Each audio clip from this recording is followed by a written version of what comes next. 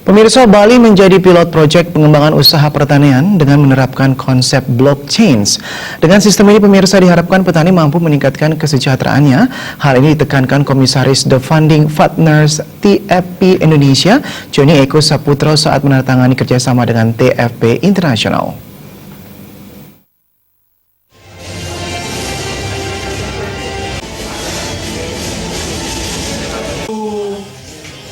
Chief Executive Officer of the Founding Partners International, Mr. Jim Edward, mengatakan, sektor pertanian ini penting untuk petani dengan memberikan harga jual lebih baik dan penting bagi konsumen karena konsumen dapat menikmati harga bersaing dan kualitas barang yang bagus. Dengan blockchain, keinginan pasar dan kualitas yang dibutuhkan dapat dengan mudah diketahui sehingga harga lebih tinggi daripada harga pasar bisa dinikmati petani. TFP membeli produk pertanian dengan harga yang lebih baik daripada harga pasar. Dengan program blockchain ini, petani juga akan diedukasi sehingga bisa meningkatkan pengetahuannya dalam bertani. Agribusiness is actually one of the best uses of blockchain. I'll give a few examples. Food safety. A lot of people don't trust the food they eat nowadays. There's a lot more food allergies and food-related illnesses. This is because of bad information along the food chain, along the supply chain. So blockchain fixes this problem because there's a source. We know exactly where everything comes from. Also, second is the supply chain.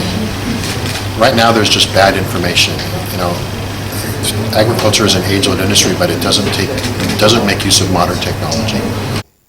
Sementara Komisaris TFP Indonesia, Joni Eko Saputro, mengatakan sedikitnya 60 hektar lahan petani di kawasan Jatiluwi Tabanan akan dijadikan sebagai pilot project dalam kerjasama yang bertujuan untuk meningkatkan kualitas dan daya saing sektor pertanian. Dalam pelaksanaannya, TFP akan menyediakan berbagai kebutuhan petani terkait dengan kegiatan usaha taninya, mulai dari bibit, pupuk, hingga kontrol lahan yang akan ditanami.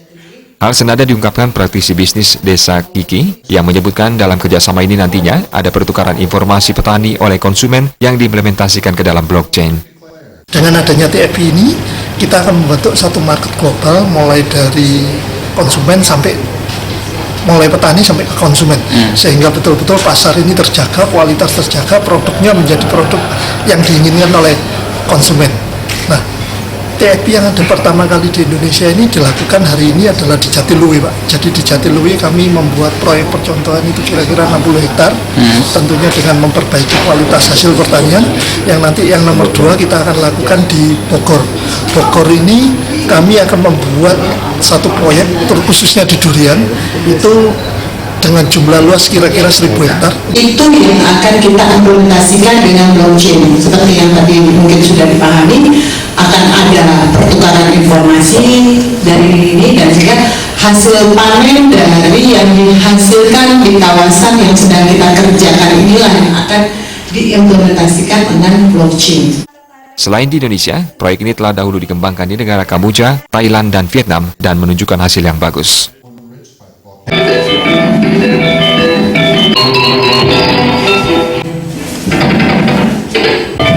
Terima aja Bali TV.